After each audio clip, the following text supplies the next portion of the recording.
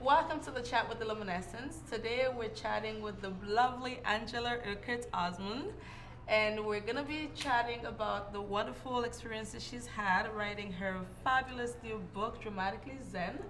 And she's going to tell us about her experience writing this book, as well as tell us all the wonderful things she's up to. As well, we're happy to be here at the beautiful Ravine Estate Winery, where, as Angela says, it's one of her favorite spots in the Niagara region. So we're gonna sip some wine and talk about all the great things Angela is up to. Thanks for having us. Thank you so much. It's great to be here.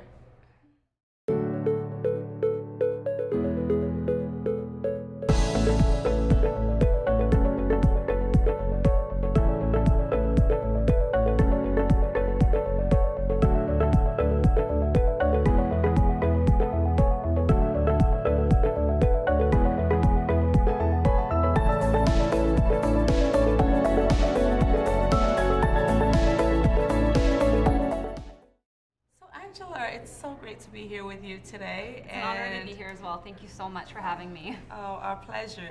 So let's talk a little bit about Angela. How would you describe Angela? I'd like to know more, and for our readers to get to really know you and our viewers out there. Well, I would definitely, in theme of the title of my book, I would call myself a little bit of dramatic and Zen, that perfect balance. I'm very optimistic. I try to positively impact those around me. I'm a good friend. That's kind of exemplified by the number of weddings that I attend per year. Last year I went to 13, which is crazy. So that's just kind of on that end of things. I'd also say that I'm a very brave individual. I'll try to do things for the sake of following my dreams, even if it's a scary thing, but I will always try. Pursue it. I will always pursue it. I have this curiosity that I need to fill, and that coincides with my thirst for knowledge as well. So I'm always trying to explore, and hence where the travel comes in my life as well. And hence where the book comes in. Where Dramatically Zen as you gain the from. knowledge, you share it with the rest of the world, which we're Exactly. grateful for. But I think I can also believe you being a great friend, because again, we're sitting here today because of a good friend of yours, Yes. who told us about all the amazing things you've done, and we're so happy that she did that. Yes, my best friend Laura. Laura, Also my maid exactly. of honor at my wedding. Yes. Oh wow! Yeah, So she's been a champion. You go way back. Yeah, That's she's nice. wonderful. That's nice. So, going back to Dramatically Zen, which is one of the things I really want to talk about today, because as young professional women, we're in that process in our lives where we're trying to do it all. And I really like this because it makes you pause and pay attention to really how do you still do it all, but try to do it in a serene and Zen way. So how would you define Zen living? Or maybe just tell us a little bit about that from your book. Well, I think that Dramatically Zen is a term that a lot of people can relate to. A lot of people are trying to propel onto that Zen lifestyle and eating mindfully all the time, but it doesn't come easy. There are always things that get in the way, so there's roadblocks, life gets in the way, there's dramatic things that happen that are beyond our control. And that's okay. So as long as you embrace it and know it's going to naturally kind of come in, but then balance that out with the Zen. So whether that is a yoga class, whether it's having a glass of wine with a friend, kind of finding that light at the end of the tunnel to strive towards. And I think that we're in the right place. So Dramatically Zen itself actually offers different techniques that you can apply to your day to bring you on that blissful journey. So there are tactics that you can do today, but it's told through the stories of my travels that I did. And so that's the thing, we don't want to give everything away, obviously, right? We want people to read the book and really get an understanding of what you're saying. But I think even going back to what inspired the book, because it was inspired out of a series of unfortunate events that happened to you personally. So I like even the dramatic, like something dramatic happens and you're like, let me take a step back and do something about it by going to a place of serenity, which happens to be Bali. So Bali, sorry. So can you tell us just a little bit from that positive mindset? Because I think that's what I get from talking to you and just a glimpse of the book. Yeah, absolutely. So basically, the synopsis of Dramatically Zen, it started when a series of unfortunate events all happened within 3 months. So my grandfather had a stroke and then went into the hospital. My parents got separated. My dad had a heart attack. And I lost my job, all within 3 months. So these were things that were beyond my control and dramatic, beyond my control. I couldn't do anything about it, no matter, even though I was doing a really great job, it didn't matter because it was during the economic crisis.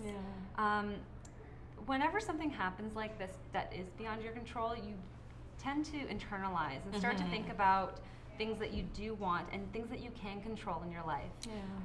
When my nono finally passed away, that was my kind of push to do things, because he loved to travel. That was something that he always embraced, and so I started to explore the things that I wanted to do. And 2 things came to mind. So the first was my creativity. For some reason, I had been suppressing that throughout the years. And then the second was travel. I explored that I wanted to delve into that more. So I did what anyone would do, and when you're at a crossroads, you drink a bottle of wine and book a one-way ticket to Thailand. Which is fabulous. So, but I think a part of it almost feels like it was his spirit guiding you too, right? Because if those are the things he loved, traveling, and it's almost like quietly his spirit is like, go for it and pursue life, right? Yeah, so he probably wouldn't have liked that I was going by myself. He probably would have liked a group of people to protect me. But I think that's where my bravery does come into play, because it was something that was outside of my comfort zone times a million. I bought a backpack, and I'm not really a backpacking kind of girl. So some of the challenges that I went through are quite funny, and they're showcased in the book. So through the book, I tapped into my creative side through a travel blog during my travels. And which is all on your site too, and that's where the idea is people really go in and get to really experience what you went through from your what you shared on your blog and some of the experiences you shared. But I think one thing I'll just ask, just not to give anything, what was your most memorable, just one, most memorable experience or something that stuck with you during the journey backpacking?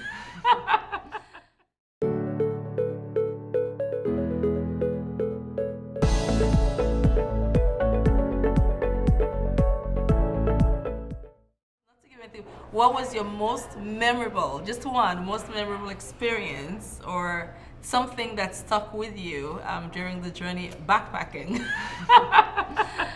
There were so many unique experiences that I got to take part in, because I did travel to Thailand, Australia, and Bali. I think one story in particular comes to mind, which is when I was in Thailand.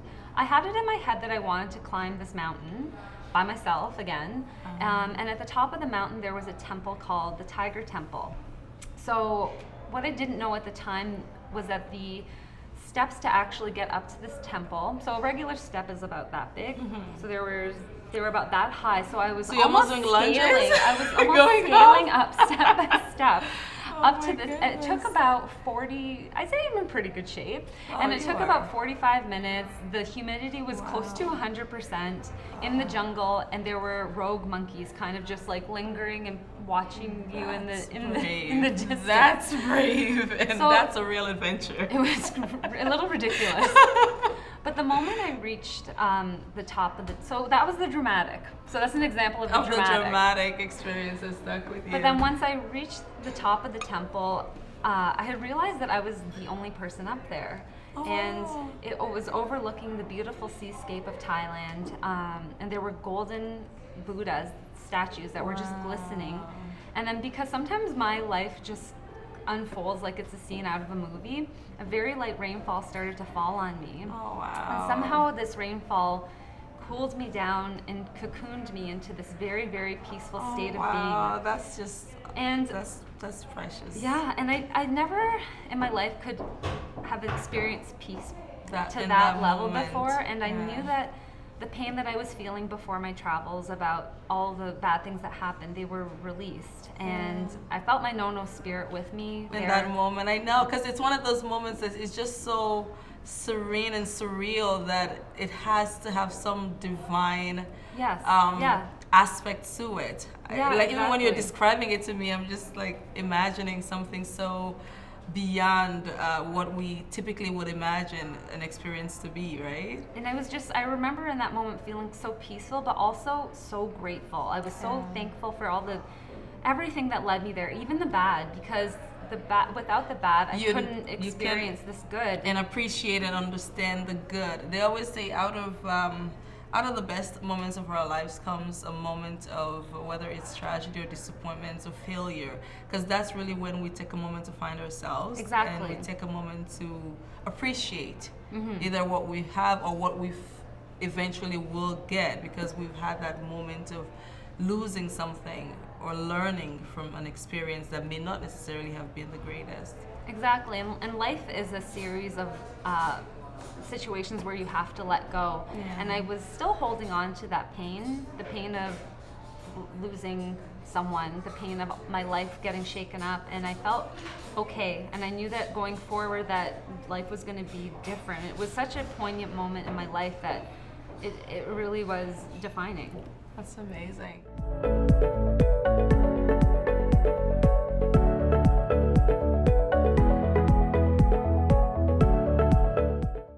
Now you get back from Bali to Canada with all this wealth of information and knowledge that you've put into the book for us. But from what you just described, it really was a new beginning. You let go of all the pain, you've let go of all the disappointments, and you get all this positive energy, renewed energy to start over. So tell us what that new beginning looks like when you got back to Canada and all the exciting things that have happened since then. Well, since then I wasn't sure how to adapt my travel blog into a book at first. That was a challenge, and it took a while to actually get into the groove of what I wanted the book to look like. So it took a long time to actually get onto the right page, the right format, the right, because every chapter is a different life lesson, and it took a while to actually figure out that that's the formula that I wanted my readers to understand. So it is more of the guidebook format. It's funny, when I came back, I felt that you go to the other side of the world and you come back and you really realize the expansiveness of the world. And I wanted to take over everything, but I didn't know how. And that was the thing. I had all these great ideas, but I wasn't sure how to exactly parlay that into a career. Great ideas, great energy, because you come back so energized. I wanted to do everything, like every single thing I wanted to do. So it took some searching still. It wasn't like I came back and I did something and then ba-boom, the book was done and I'm the best-selling author. It did not happen like that. I went through more ups and downs, but from a place that I understood myself more. Before then, I was more into, I guess, materialistic things, whereas now I was more into life experiences. And I felt like I've evolved and I've matured as well. And I can just sense the calmness and the confidence, and I think that's what usually we tend, as we get older, we really see it in ourselves, even myself. Like the person I was in my 20s is no longer the person I'm in my 30s. Oh, yeah. And I think it's really helps with these experiences that we go through. We become more aware, self-aware, and focused in what we want to do. And so I tried a few things. So I dabbled in a couple different jobs, which actually allowed me to grow my event experience, because I had gone to university for communications, but it started with a major in theater, which was really. That was where, in Ottawa? In Ottawa, University of Ottawa. Okay. And I had worked in events, and then I came back from my travels, and I went back into events, and it was a very natural fit for me. But I think that the places that I was at, it didn't fit the vision that I had in my head, because I wanted to continue to do the creativity that I had tapped into. So I earned a lot of great experience, from weddings to corporate events to some sporting events as well. But I couldn't find a way to bring all of that together into something that I felt passionate about. So is that where your other hat, Elevate Events, came out of, trying to really have an events company, but now that was more purpose-driven and focused on really inspiring and taking things to the next level? Exactly. So about a year and a half ago, I started Elevate Events. And my first event that I hosted was actually here at Ravine Vineyard. Oh, wow. And it was stepping outside of my comfort zone, which is one of my life lessons in Dramatically Zen. Because I was scared to host an event that I was planning, not the other way around, organization I worked for. Somebody else. It was actually something that I planned. And then I just kept doing things like that. So I tried something new. So then I did a painting and wine event because I love painting and I love wine. So cool. I think you should do that again. I'd love to go to that. Painting and then and it just wine. kept building from there. So word of mouth traveled, saying that I was opening up my own company. And then I started planning more weddings. And then I started doing film festivals and working in Toronto and adding travel to that. And then finally my book was published. And now I'm planning book launch parties. So it's fantastic. And your recent book launch was an absolute success. It was ridiculous. It was I couldn't believe success. it. I It was looked so beautiful grateful. from the pictures, and I was just so happy for you. I was like, wow, that's so awesome. So it's really great because I get to create the space that I want to work in and the people that I want to work with, and I'm meeting so many people that inspire me as well, that we elevate each other, no pun intended, but we do elevate each other, and it's that finding those like-minded people to collaborate with, because I'm always want to collaborate with people because I think that there's power in numbers, and I've been really lucky with some of the people that I've met along the way. I'm so lucky. Oh yeah. And that's the beauty of a lot of times defining moments in our lives that we reflect back on and say, wow, I'm so happy that happened because it's made me who I am. It's made, because I think everything you're doing now, there's a sense of purpose to it. It transcends through across everything. The book, the events, even the name. I'm just in love with that Elevate Events. But again, it's the same thing now. There's a purpose. There's a sense of purpose and clear definition of who Angela is and anything she's about, what it embodies. You know. So I really, if there's anything I'm taking away from this, just chatting with you, it's that. Like I meet you and I know exactly what you're about and what has defined the person you are now.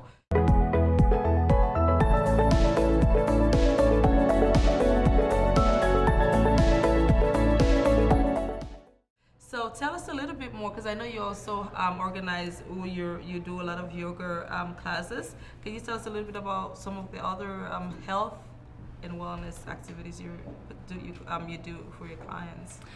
So the yoga is one aspect of the Elevate event. So that's the thing, is I get to do all these wonderful things. I'm not pigeonholed into one area. I like teaching yoga, so I'm going to continue to teach it. I love to write, and hopefully I can write more inspirational pieces on my blog to share with people, to hopefully compel people to take action and maybe do something different that they not normally have done. So I want to serve as a inspiration, whether it's be the events that I host or through Dramatically Zen, or just through something that I'm sharing on social media, maybe a really beautiful picture that I happen to see, and then hopefully people will take that and then and grow from that themselves. So what if you just going back to, I guess, to summarize everything, what is one thing that you will say to young professionals out there, just our viewers out there? What is one lesson you've learned that you can tell them when it comes to whether pursuing their dreams or anything that they've gone through, as well as what is one thing you can tell them to do today to start living a Zen life? Okay, so one thing about pursuing their dreams, I think it's saying it out loud and writing it down and holding yourself accountable for it. I think that a lot of times we have these ideas, but then we don't hold ourselves to it. It just remains up here. But as soon as you put it down, the universe conspires to get that. Think about it, look at it every day, and keep focused on that. And I think that's really important. One thing you can do today to live a Zen lifestyle would definitely be to just be mindful of your actions. So be mindful about the things that you put in your body, the things that you eat, the words that you say, and how you are to other people and being kind to people. I think that's really important as well. Being authentic And finding that balance. Yeah. Finding that balance between the dramatic and the Zen. Very important. It's, oh my God, I love this name. You're so right. So just last thoughts. What should we expect from? Because I know your mind is already going. Like what you want to do. What can we expect from you for 2016? Well, I'm definitely going to be continuing to grow Dramatically Zen, hosting a number of more launch parties. So I have one planned in Ottawa, one planned in Montreal, and I have a few projects that is kind of still at the very beginning stages, but I was very inspired by my recent trip to Bali last month. So hopefully something will... And that was for your honeymoon? And that was for my honeymoon, so Great. hopefully there's going to be something to integrate that into the next year.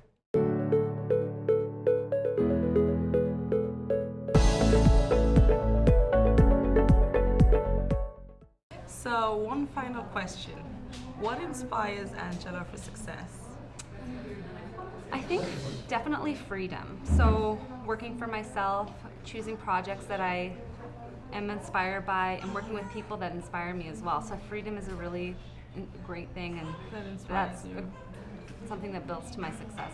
Definitely. Great. It's been fantastic chatting with you. Thank you so much. Cheers, continued Thank you so success, and I wish you all the best. Thank you very much. You've done so much already, and being a young professional, I know you're only gonna keep inspiring the world and keep doing amazing things. So we'll definitely be checking in with you again and sharing all your great success with our readers. Thank you so much. Thank you. Cheers.